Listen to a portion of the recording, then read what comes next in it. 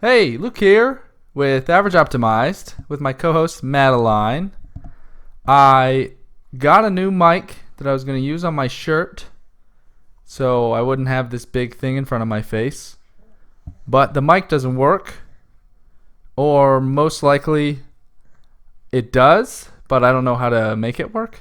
But I'm going to figure that out. So just for this week, we'll still have this big old thing in my face. But that's not important because all we care about is the content. Oh, thank you. And that content for this week is the 7 Habits of Highly Effective People, 3 things we can use.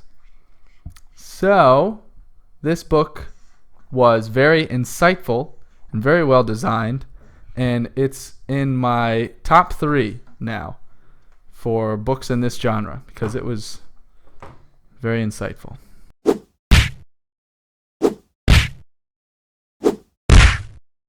Quick intro. The 7 Habits of Highly Effective People is 432 pages paperback and 13 hours 4 minutes audiobook.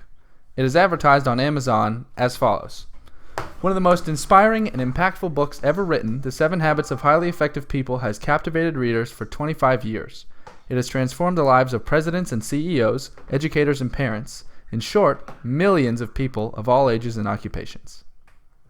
So, what are 3 things we can get from this book?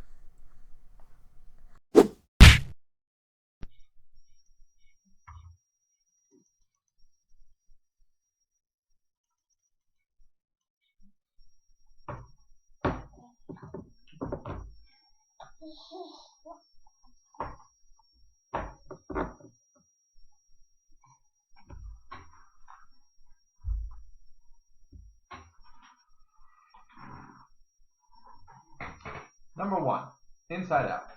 To change our environment, our circumstances, and our world, we need to start with ourselves. The inside out approach is all about recognizing that our actions are the causes of our circumstances and that we are in complete control of our actions. If you solicit an unexpected response from someone, know that there was something that you could have done differently or can do now to turn the situation into a better one. This is not about always being nice and or manipulating people. It's just about knowing this principle and being able to apply it when you see fit. Don't take the outside-in approach that Stephen Covey characterizes as being victims, blamers, and helpless people. This kind of person who says that their problems are caused by others and that they're not the cause. Acknowledging that your problems all stem from choices that you made is one of the first steps to setting yourself up to have more control in your life. So take the inside out approach.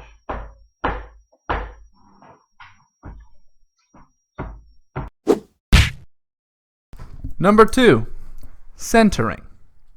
If the ladder's not leaning against the right wall, every step we take just gets us to the wrong place faster.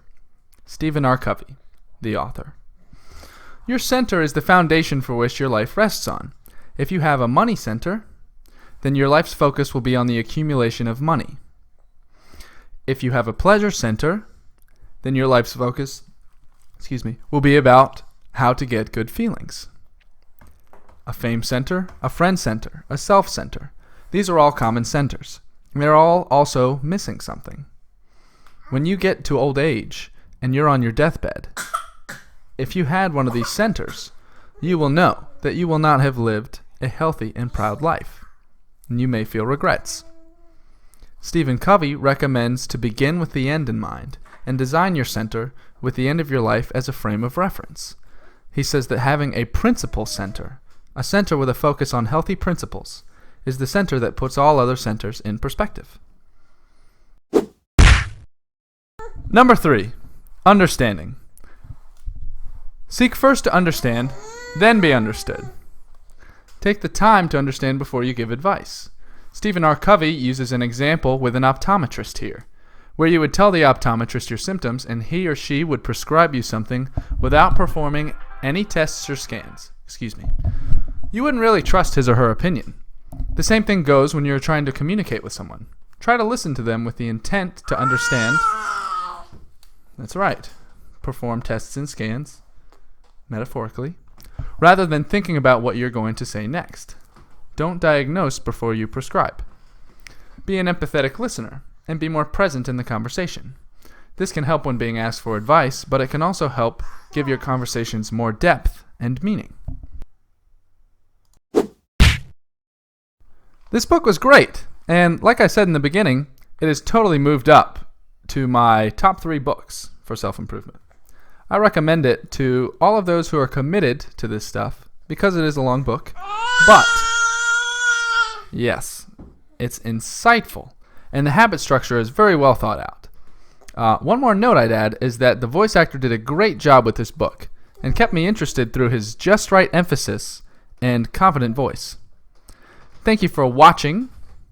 I will leave you with something that Stephen R. Covey says in the final chapter, which I have neglected to include in my teleprompter, and will be right back. Stephen R. Covey says, "Between stimulus and response is a space. In that space lies our freedom and power to choose our response. In those choices lie our growth and happiness." Thanks again for watching, and if you'd like to get the book, I've got it all linked up where it usually is, on the website and in the description, and we will see you, that's right, next week for next week's 3 things.